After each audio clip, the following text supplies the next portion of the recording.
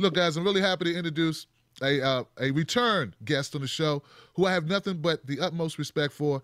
He's a former Baltimore police officer, also a veteran. He's also, I'd like to call him an activist in a way. What he did with Standing Rock with the other veterans that went down there to defend the water protectors and help shed light on that issue. It's just what we're all about. It's what we support. Ladies and gentlemen, my friend and yours, Michael A. Wood. Give it up for Michael A. Wood, y'all.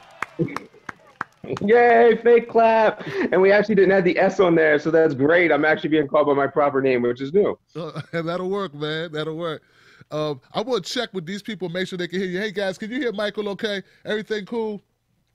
They said, you know, they see you. Somebody just called you cute, Michael. So, yeah, that's a compliment. Oh, thanks. I mean, I got to say right away, like, I'm totally an activist. Like, don't even, like, hesitate for that. Absolutely, I am. That's what's up. I'm an activist for justice or truth or whatever we want to call it. We can break that down. But I mean, I hope that sometimes what I'm doing is like what you're doing and just trying to get people to think about what's happening. I love the piece you did. I mean, well, that last night you did with Sam Cedar. And I'm really seeing this too. It's really being hard for us to navigate this activism space because these people that call ourselves allies, they're not allies. That is the enemy. That is the wolf in sheep's clothing. And like, I would rather the wolf, like, let me know it's a wolf than pretend it's something else. Oh, yeah, absolutely, man. Like, if you're not my friend, I'd rather know up front if there's a way to know. Like, be honest. Just tell me where you stand. And that's why sometimes, Michael, I like that. Look, I get along better sometimes with the Republicans who don't like me. That's cool. At least I know, like, hey, okay, so we disagree on a whole lot of stuff. But you know what I mean? At least you're keeping it real. Don't pretend that, you know, this is, you know, that you're liberal if you're not. Don't pretend that you're progressive if you're not. Just be real. It's okay. Yeah, totally. So what are we going to get into? Are we breaking down policing? Are we breaking down these reform efforts and how they don't actually do anything? Like, I'm being constantly hounded about how if we get body cameras on cops, suddenly that's going to change the world, or you know, whatever this reform measure is acting within the system, that we just keep believing that if somebody can give us an oppressive regime, as long as we operate within that regime and play along, somehow we're going to get a different end result. It's absolutely baffling. Yeah, all of that you just said. In fact, I know when we talked, you probably like, dang, Tim doesn't, I don't know if Tim really gets all this stuff. And frankly, I thought that some of those measures would help, bro. But now I'm seeing that it's going to take more. I need to know more about civilian-led policing, which we'll get to. So Michael, civilian-led policing, let's get to it now. I'm excited about it. I talked to Avi. He broke it down for me. Please explain to these folks what civilian-led policing is, because I believe, guys, ladies and gentlemen, I believe that this is a true remedy for what we're dealing with in my policing when we see these shootings that we don't like, that we think are unjust. So, Michael, could you explain what that is? I mean, so let's just, first we have to understand what the current system is. And I'm going to throw it out at people really fast in a way that they're going to be like, what is this guy talking about?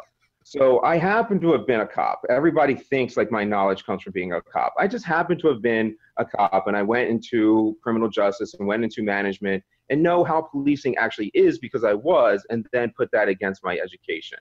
So as I went through and was trying to figure out what policing should be, I suddenly realized that if you trace the data back, it's like, oh, wait, what is this system that we're talking about? Well, what it is it's modern policing evolved in America from three different things because that's what we built our country upon, and that's how we built our policing. And that is, step one is the creation and maintenance of an oppressed class, and then the extraction of resources from that oppressed class to fuel their very own oppression to begin with.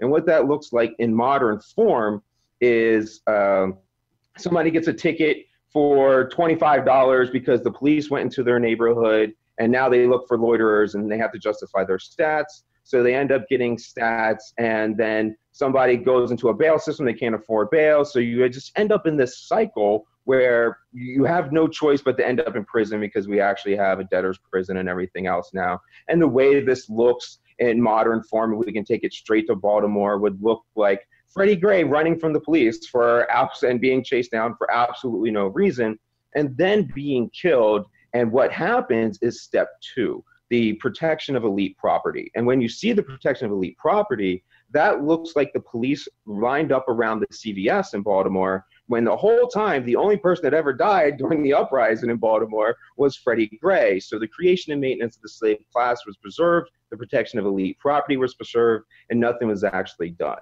The third thing that policing does is the continued genocide of the Native American nations.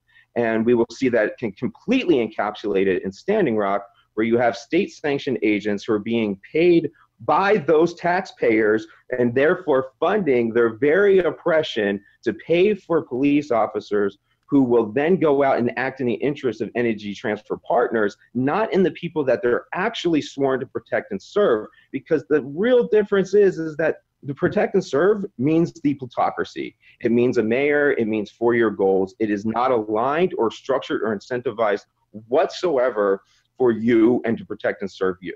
So if we can get past understanding and with all the evidence in place, policing does not serve you. You have to understand that, and then so move on. So what do we do to fix that? Well, what I'm telling you is everybody has lots of great ideas and we want to investigate stuff, but we don't have any data and we don't have any evidence on what that looks like, because a table was never built to put your ideas on. So I figured, how do we build a table to even discuss body cams properly and how we would use them? So I looked at management, and there's a whole bunch of comparisons that we can use, and it's corporate social responsibility theory to a stakeholder theory built in with developing a consensus from Delphi interview techniques. Now, if you are a freaking PhD and you're into that kind of stuff, you're going to know exactly what I just said. But for everybody else that doesn't care about nerdy stuff like that, it just means that you're in charge. So if you look at a modern company like Exxon, they are out there killing it. And the way they are structured is that they have a board of their stakeholders, their shareholders, that are on top of the board, and they tell a CEO what to do. And then the CEO properly manages that through a whole bunch of different means.